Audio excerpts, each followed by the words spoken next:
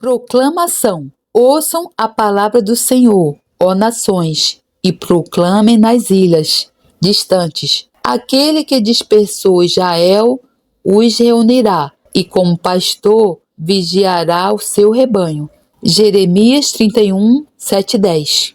Quando um homem forte, bem armado, guarda sua casa, seus bens estão seguros. Mas quando alguém mais forte o ataca e vence, tira-lhe a armadura em que confiava e divide os despojos. Lucas 11, 21, 22.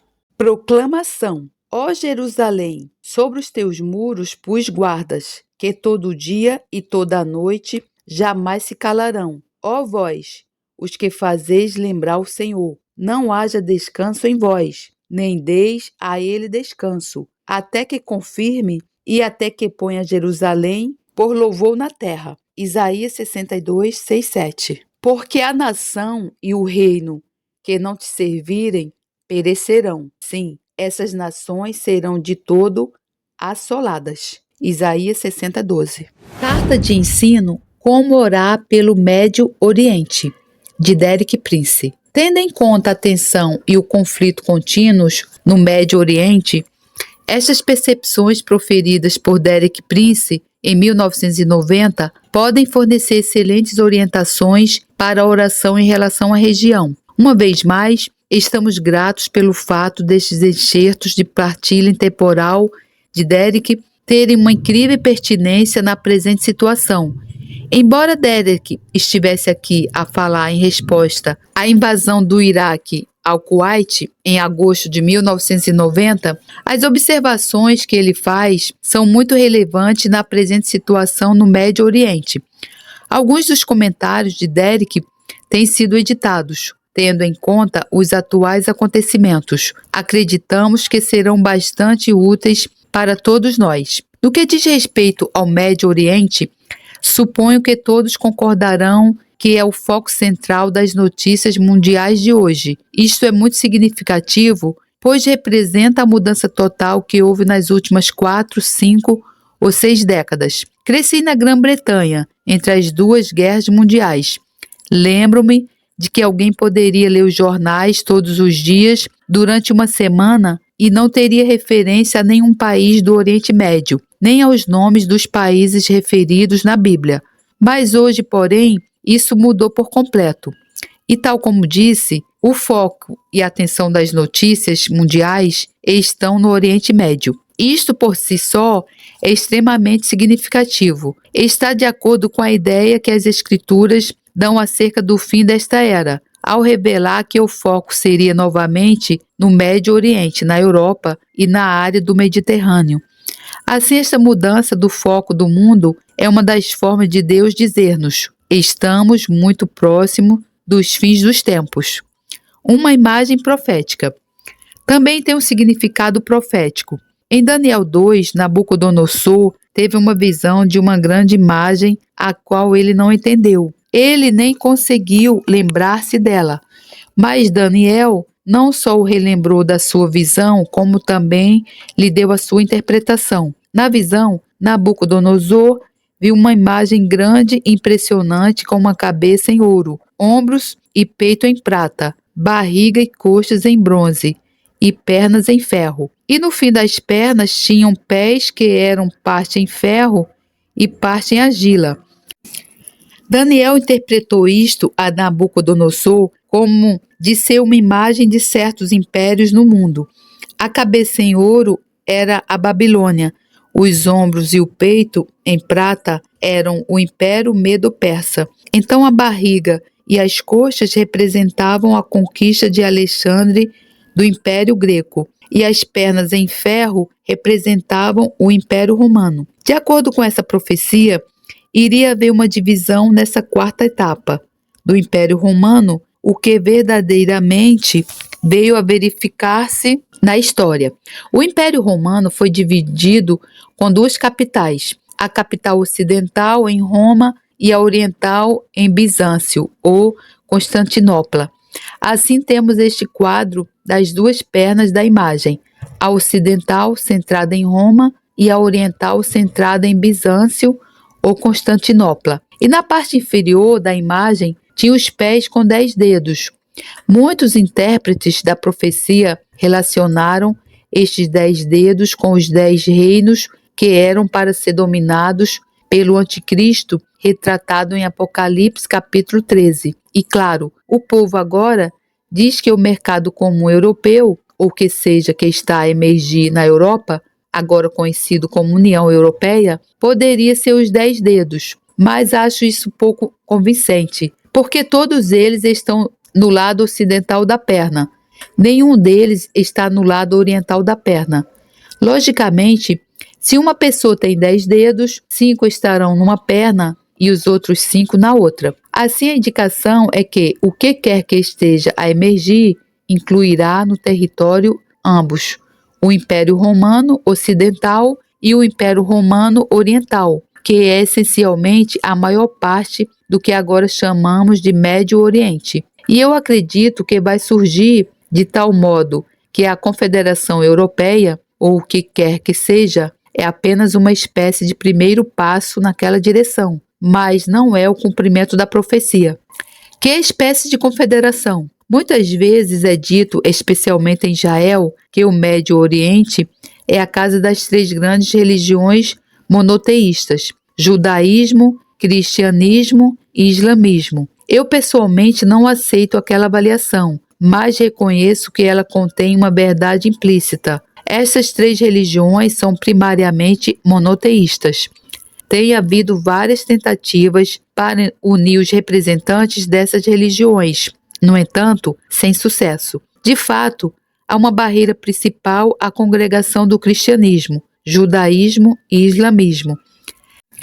Essa barreira inconveniente é a personagem histórica Jesus de Nazaré. Se Jesus fosse retirado do caminho, seria perfeitamente concebível que as 3 religiões pudessem de alguma forma juntar-se. De fato, tem havido muitas tentativas diferentes pelos cristãos, incluindo o próprio Papa de Roma, para formar uma espécie de confederação de religiões do mundo. Mas, de certa forma, a barreira, como já disse, é Jesus. Analisemos agora o seguinte: a palavra anticristo tem 2 significados. Cristo é a palavra grega para Messias. O primeiro significado para a preposição anti é contra. O segundo significado de anti é em vez de. Assim, a plena manifestação do anticristo é, antes de mais, contra o verdadeiro Messias, removê-lo, retirá-lo do caminho. Em segundo lugar, substituí-lo por um falso Messias. Então, poder-se-ia imaginar uma confederação de 10 nações na Europa, em torno do Mediterrâneo, para o lado leste do Mediterrâneo, sobre o norte da África. E poder-se-ia imaginar uma religião mundial que fosse a combinação do judaísmo, cristianismo sem Cristo e islamismo. Isso é uma potencial cena do que poderia emergir desta mudança da atenção do mundo de novo para o Médio Oriente. Compreender o Islão. O poder espiritual dominante na área que acabei de descrever é o Islão, a religião muçulmana da qual precisamos conhecer certos fatos. Infelizmente, a maioria dos cristãos ocidentais são muito desconhecedores da verdadeira natureza do Islão. É sem dúvida o inimigo imutável, tanto de Israel como da verdadeira Igreja de Jesus. Mas a sua hostilidade de momento está essencialmente focada em Israel, porque Israel anteriormente já conseguiu derrotá-lo. Na verdade, não leva a sério a Igreja, porque pensa que a Igreja é demasiado fácil. O Islão consideraria muito fácil dominar a Igreja, mas Israel revelou-se um obstáculo muito difícil. Contudo, o objetivo final declarado pelo Islão é submeter todo o mundo à sua religião. Os muçulmanos têm uma frase que usam: a casa da paz e a casa da guerra, ou, no dialeto árabe, Dar es-Salam, Dar el-Harim. A casa da paz são as áreas que estão sob o poder do Islão. A casa da guerra são as áreas que ainda não estão sob este poder. Concluindo, a guerra deve continuar contra as últimas áreas até que o mundo inteiro esteja sob o domínio do Islão. É esse o programa islâmico. e está claramente expresso nos seus textos religiosos. Temos de compreender os valores básicos que têm sido criados pela religião islâmica, especialmente entre o povo árabe. Eles, na verdade, têm 3 conceitos principais: poder, honra e vingança, mas respeitam sobretudo o poder. No Ocidente cristão, embora não sejamos todos cristãos, temos certo respeito por conceitos bem diferentes, tais como misericórdia e perdão. Os muçulmanos não têm esses conceitos. O que os move é o poder e o usam para atingir a honra. E se por algum acaso falham e a honra é lhes tirada, tal como falharam nas tentativas de destruir Israel, então o terceiro conceito é vingança. Eles trabalharão incessantemente e não importa por quanto tempo, até que consigam a sua vingança. É esse o tipo de forças de pessoas com quem lidamos no Médio Oriente. São motivados por uma busca de honra, de poder e de vingança. É ridículo para o Ocidente falar sobre democracia nesse contexto, simplesmente porque não existe democracia no Médio Oriente e nunca poderá haver tal. Os ingredientes necessários para isto, o homem, a cultura, o modo de pensar, simplesmente não estão lá. Os governantes árabes usarão a linguagem democrática para impressionar o povo do Ocidente para conseguirem o que querem, mas é apenas camuflagem. Como funciona a mente árabe? A minha primeira esposa, Lídia, passou 20 anos na Palestina a viver entre árabes. Ela conheceu-os muito bem, mesmo muito bem. Ela costumava fazer comentários acerca deles, os quais, ao princípio, achei bastante cínicos. Mas quanto mais eu vivia, mais claramente percebia que não eram exagerados. Uma das coisas que ela disse foi: quando um muçulmano fala contigo, ele não está a pensar em termos da verdade. A verdade não é importante. O que ele diz a si próprio é: agora se digo isto, o que dirá outra pessoa? Ou se digo aquilo, o que dirá outra pessoa? Por outras palavras, a linguagem é usada por eles para obter o tipo de resposta que eles querem da pessoa. Lídia exemplificou bem que o conceito de ser verdadeiro, do modo que nós conhecemos, não é válido entre eles. Simplesmente não faz parte do seu modo de pensar nem do seu conhecimento. Saddam Hussein era um indivíduo particularmente desavergonhado, mas era característico dos governantes árabes. Eles governavam para dominar, suprimir, desfilar o seu ego, para mostrar quão importantes são e quanta honra lhes é devida. E certa e impiedosamente vingarão qualquer tipo de oposição a eles. O comportamento de Saddam Hussein no Kuwait foi um retrato fiel dos governantes árabes. Tal como eu disse, democracia, misericórdia e perdão são conceitos que não têm nenhum significado real para eles. E se nós tentarmos relacionarmos-nos com eles nessa base, tal como muitos dos governantes ocidentais estão a fazer, estamos completamente fora da realidade. Eu acredito que Saddam Hussein, em alguns aspectos, era como Adolf Hitler. Hitler anunciou antecipadamente o que ia fazer ao publicar o seu livro. Contudo, ninguém achou que ele pudesse ser assim tão perverso. Então, agiram baseado no seguinte pensamento: bem, ele não quer realmente dizer aquilo. E se o tratarmos bem, ele tratar-nos-á também. A história provou quão errado estava aquele ponto de vista.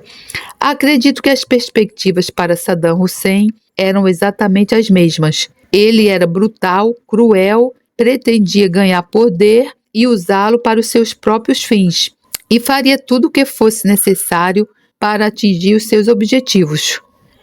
O poder espiritual do Islã. Precisamos de compreender um fato muito interessante e importante acerca da influência espiritual dominante do Islã no Oriente Médio nesta altura. Por quê? Porque é uma extraordinária lição que devemos aprender como cristãos, que quero explicar de uma forma simples. A base do poder espiritual do Islã no Médio Oriente e no norte da África traduz-se numa só palavra: proclamação. Os árabes, consciente ou inconscientemente, compreenderam o tremendo poder espiritual da proclamação persistente. Vós provavelmente sabeis que qualquer mesquita proclama 5 vezes por dia certas afirmações acerca de Deus e de Maomé. Eu não quero citá-los exatamente porque não gosto de repeti-los. Mas precisamos de ter em mente que aquelas proclamações das mesquitas do Médio Oriente e Norte da África têm sido transmitidas 5 vezes por dia há mais de 1.300 anos. E se sabem matemática como eu, são 2.372 e 500 vezes que a proclamação tem surgido de cada mesquita no Médio Oriente. Se multiplicarem esse número pelo número de mesquitas, que provavelmente é pelo menos 1 milhão, chegamos a bilhões. Acredito que esta é a base real do tremendo poder espiritual dominante do Islã. É esta proclamação persistente e incessante da força espiritual que eles querem estabelecer. Como cristãos, essa realidade confronta-nos com um desafio, porque acredito que a resposta à proclamação é a contraproclamação. Acredito que nós, na igreja cristã, falhamos tristemente, deixando de apreciar o poder e o valor da proclamação, em especial a proclamação entoada. Sabem, a proclamação de mesquita soa como uma forma de cantar, e se analisarem a maior parte das religiões do mundo, budismo, hinduísmo, judaísmo, todas elas usam o cantar das proclamações num grau ou noutro como modo de afirmarem a sua fé. A Bíblia diz em 2 Timóteo 3, nos últimos dias, homens maus e encantadores irão de mal a pior, enganando e sendo enganados. A maior parte das traduções apresenta isto como homens perversos e impostores, mas a tradução correta é encantadores. O que os tradutores da Bíblia provavelmente falaram a reconhecer é que cantar ou encantar é o principal poder para o mal ou para o bem. Acredito que se quisermos ver os desejos de Deus cumpridos no Médio Oriente, nós, como cristãos, temos de aprender a fazer a proclamação de fé apropriada. O poder da proclamação. Poderão responder, bem, vamos levar bastante tempo para fazê-lo 2 bilhões de vezes. Contudo, não acho que seja o modo correto para abordarmos isso, porque acredito que a verdade é muito mais poderosa do que o engano. Não é necessário o mesmo número de proclamações da verdade para derrotar o engano. Nós temos a verdade e é o nosso dever fazer intercessão em favor do Médio Oriente. Especificamente, necessitamos de fazer proclamações da vitória de Jesus, do poder do seu nome, do poder do seu sangue, de tudo o que tem sido realizado pela sua morte na cruz, na sua exaltação em glória como supremo governador do universo, e também do importante fato de que ele vai voltar novamente em poder e glória para estabelecer o seu reino na terra. À medida que contempla a situação no Oriente Médio, quero estimulá-lo e encorajá-lo como cristão a não se sentar passivamente, como espectador, sem saber o que fazer. Quero encorajá-lo no sentido de que é apropriado responder com proclamações na oração, na intercessão, do canto, seja qual for o meio mais apropriado. Gostaria de sugerir-lhe 3 temas para esta oração e proclamação. A proclamação para Israel. Primeiro que tudo, nós proclamamos para que Israel seja preservado de todos os seus inimigos que o cercam, pela graça e poder sobrenatural de Deus, que Israel possa voltar para Deus. Em Jeremias 31, temos um pequeno exemplo do que tenho estado a falar, que é dirigido a nós como crentes. Jeremias 31, 7 e 10 diz: Assim diz o Senhor, ouçam a palavra do Senhor, ó nações, e proclamem nas ilhas, ou terras marítimas, distantes. Aquele que dispersou Israel os reunirá, e como pastor vigiará o seu rebanho. Reparem na palavra proclamem. Qual deveria ser a nossa resposta ao que está acontecendo em Israel? Deveríamos orar, mas também louvar e proclamar. É esta a mensagem de Deus para todas as nações. Mas penso que, num certo sentido, é a nossa responsabilidade proclamá-la. Proclamá-la para a nossa nação e para todas as nações do mundo. O que temos de proclamar é muito simples. Aquele que dispersou Israel os reunirá e, como pastor, vigiará, guardará o seu rebanho. Foi Deus quem dispersou Israel há 19 séculos, e é Deus quem está a juntar, a reunir o mesmo povo, Israel hoje. Deus não diz apenas que reunirá Israel, mas também diz que guardará Israel. Ele preservará Israel. Essa é uma proclamação que precisamos de fazer regularmente. O mesmo Deus que dispersou Israel está agora a juntá-lo. Reparem como muitos israelitas já regressaram da União Soviética. O Deus que reuniu Israel irá guardá-lo, vigiá-lo-á, preservá-lo-á. Num sentido, Deus garantiu a segurança e o futuro de Israel, não sem ameaças, não sem perigo e não sem crises. Mas em última afirmação, Deus diz: eu irei guardá-los. Nós precisamos de proclamar isto incessantemente para que entre na atmosfera espiritual. A proclamação relativa ao Islão. Depois, no que diz respeito ao Islão, acredito que nós precisamos de orar no seguinte sentido. Precisamos de orar para que a presente crise no Médio Oriente e o alinhamento das nações árabes, um contra o outro, abram o caminho de uma maneira que talvez ainda não conseguimos perceber, para que a fortaleza de ferro do Islão seja derrubada e assim os seus cativos possam ser libertos e a verdade possa penetrar. Na Europa do Leste e na União Soviética, o povo de Deus orou e organizou por muitos anos e aparentemente nada mais acontecia. Mas então chegou o momento em que as suas orações e proclamações se tornaram frutíferas. E somente num ano, a situação nas nações comunistas, na sua totalidade, estava completamente mudada e invertida. Se antecipadamente alguém nos dissesse que isso aconteceria, ou que poderia acontecer tão dramática e rapidamente, a maior parte de nós seríamos incapazes de acreditar em tal fato. Acredito que isto deve encorajar-nos, como cristãos e crentes, de que a fortaleza aparentemente inexpugnável, invencível do Islão também cederá às nossas orações e proclamações. Devo dizer que não sou contra os muçulmanos, tenho até uma grande preocupação com eles. Vivi em nações muçulmanas e conheço de alguma forma a terrível escuridão, miséria e escravatura que o Islão impõe aos homens e mulheres, especialmente as mulheres. O desejo, clamor e oração a Deus do meu coração é para que Ele intervenha de tal modo que a fortaleza do Islão possa ser completamente destruída e abrir assim o caminho para a libertação de toda aquela gente em cativeiro. Em Lucas 11, 21, 22, Jesus disse: quando um homem forte, bem armado, guarda sua casa, seus bens estão seguros. Mas quando alguém mais forte o ataca e vence, tira-lhe a armadura em que confiava e divide os despojos, e liberta os seus prisioneiros e despoja os seus bens. Acredito que, num sentido, podemos invocar o tal que é mais forte do que o Islão, que é Jesus, para atuar nessa situação, derrubar a fortaleza, libertar os cativos e permitir-nos repartir os despojos. É nesse sentido que eu oro, e com uma profunda preocupação e compaixão pelo povo muçulmano.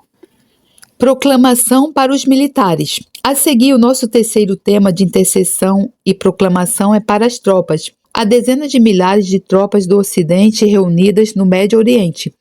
Ninguém poderia alguma vez ter imaginado que tão grande número de pessoas com base cristã, muitas delas verdadeiras cristãs, se encontrariam lá no Médio Oriente, no que era essencialmente uma espécie de fortaleza que não admitiria quase nenhuma influência no Ocidente. É um fato significante que muitas nações do Médio Oriente não permitem que sejam enviadas as tropas. Bíblias pelo correio. Se já tivessem Bíblias com eles, poderiam mantê-las. Contudo, a intenção é manter bem longe qualquer representação de religião daquelas nações que não seja o Islão. Mas Deus interveio e furou o esquema deles, tornando possível aqueles povos do Ocidente lá estarem. Durante a Segunda Guerra Mundial, passei 3 anos no deserto do Médio Oriente, e assim tenho uma pequena ideia de como é viver no deserto. O deserto onde prestei serviço não era tão agreste como outros, mas tenha em mente que aquelas tropas não é permitido álcool.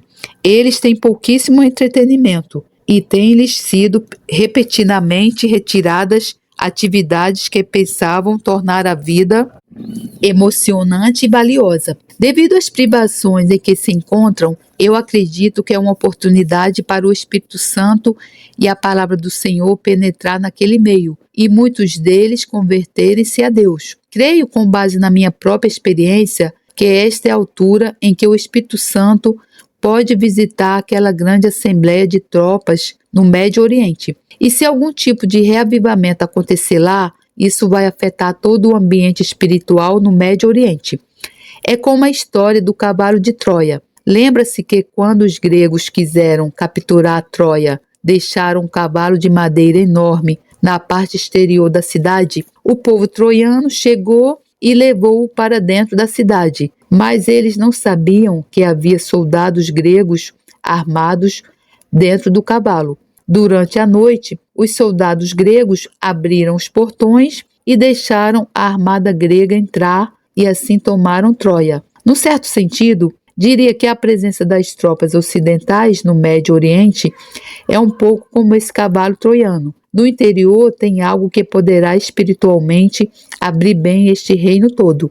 Uma pequena adenda muito entusiasmante é que o nosso programa de rádio em árabe tem sido posto no ar em direto em várias partes do Médio Oriente. O povo árabe assim terá a oportunidade de ouvir a plena e clara verdade da palavra de Deus, na sua própria língua. Tempo de orar. Assim, o que está acontecendo no Médio Oriente é emocionante, dramático e crítico.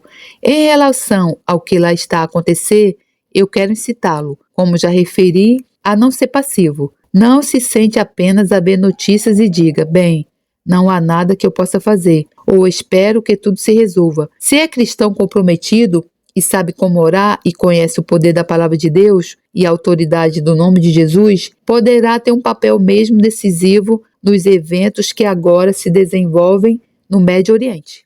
Glórias a Deus, louvado seja o meu Senhor, que a graça do Senhor Jesus Cristo, o amor de Deus e a comunhão do Santo Espírito estejam com todos vocês. Amém.